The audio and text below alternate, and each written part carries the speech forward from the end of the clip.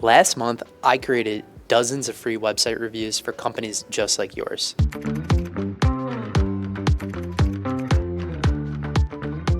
Here's a quick recap of those takeaways.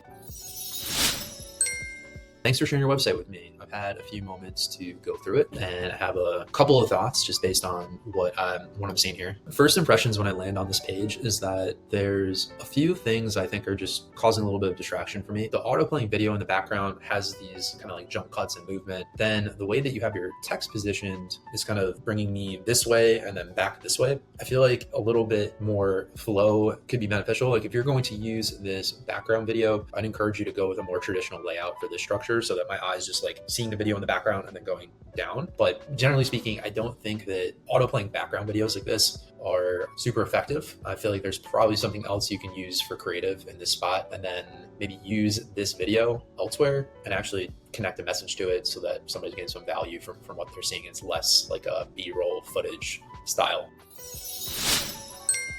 Hey, thanks for sharing your website with me. It took a little time to go through it and I got some thoughts. Starting with the hero header section here, a couple things to call out. So you have this cookie banner appearing above the navigation bar. I'd actually encourage you to move this to the bottom of the page. It's where people are going to expect it. It won't compete with any sort of call to actions or navigation up here. And it'll also help kind of keep content higher up on the page. So I would recommend moving that down. Probably using a more contrasting color in the background, whether you want to make it white with blue text or the green color, but something to kind of help differentiate it more from the background of the page. Navigation bar itself, I think you could probably tighten up the padding a bit, again, to save on some of that vertical space. It looks like there's a lot more padding at the very top. Bottom looks comfortable, so maybe just drop the top by like 10 or 20 pixels, give or take. Another thing I want to call out, so you have the navigation's primary CTA be login/sign up. And then throughout the site, you have book a demo as the primary CTA. So what I would encourage you to do is actually have the primary CTA be book a demo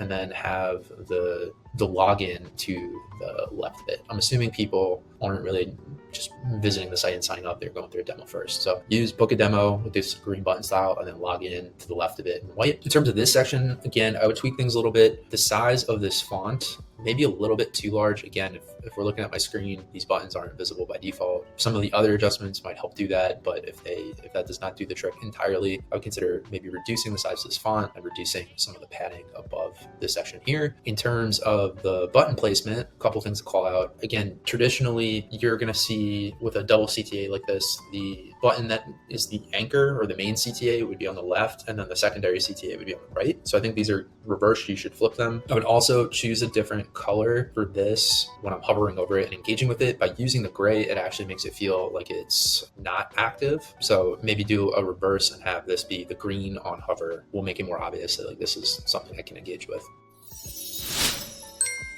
When we get to containers for objects, you'll notice that some of these have rounded corners, some of these are squared, rounded, but a different threshold of rounding, squared, and then these are pill shaped. So similar concept to the buttons. Let's clean this up. Let's make all of the shapes the same. My recommendation would actually be using like a very subtle rounded corner on all these elements. If you go with a subtle rounded corner on the buttons, if you go with a more dramatic rounded corner on the buttons, then I would recommend that you maybe stick to this level of rounding. But generally speaking, rounded corners are more humanizing and sharper edges are more high-end or high profile. So depending on what direction you want to go with your aesthetic, like that's what I would encourage you to lean towards. If you would like a review like this for your brand, follow me on LinkedIn and subscribe to notifications. Once per month on Wednesday, I'll do as many public reviews as I can in 24 hours.